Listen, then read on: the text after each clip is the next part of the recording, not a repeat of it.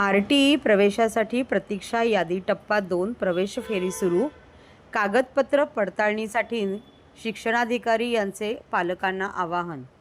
जिल्ह्यातील बालकांचा मोफत व सक्तीच्या शिक्षणाचा अधिकार अधिनियम 2009 नुसार दरवर्षीप्रमाणे 25% प्रवेश प्रक्रिया ऑनलाईन पद्धतीने राबवण्यात येत आहे।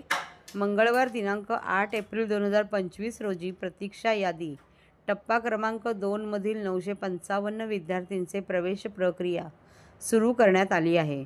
सदर प्रवेश प्रक्रियेची मुदत दिनांक 8 एप्रिल 2025 ते 15 एप्रिल 2025 पर्यंत देण्यात आली आहे।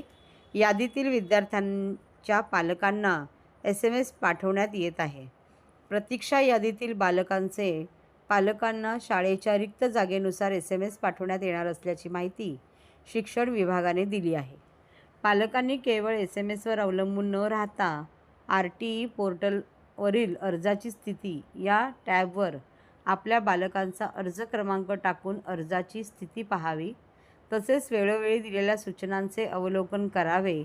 प्रतीक्षा यादीतील बालकांच्या पालकांनी अलॉटमेंट लेटर व आवश्यक कागदपत्र घेऊन विहित मुदतीत नजीकच्या पडताळणी केंद्रावर जाऊन पडताळणी समितीकडून दिनांक 15 एप्रिल 2025 रोजी कागदपत्रांची तपासणी करून आपल्या बालकांचा ऑनलाईन प्रवेश निश्चित करावा, असे आवाहन शिक्षणाधिकारी बाळासाहेब राक्षे यांनी केले आहे।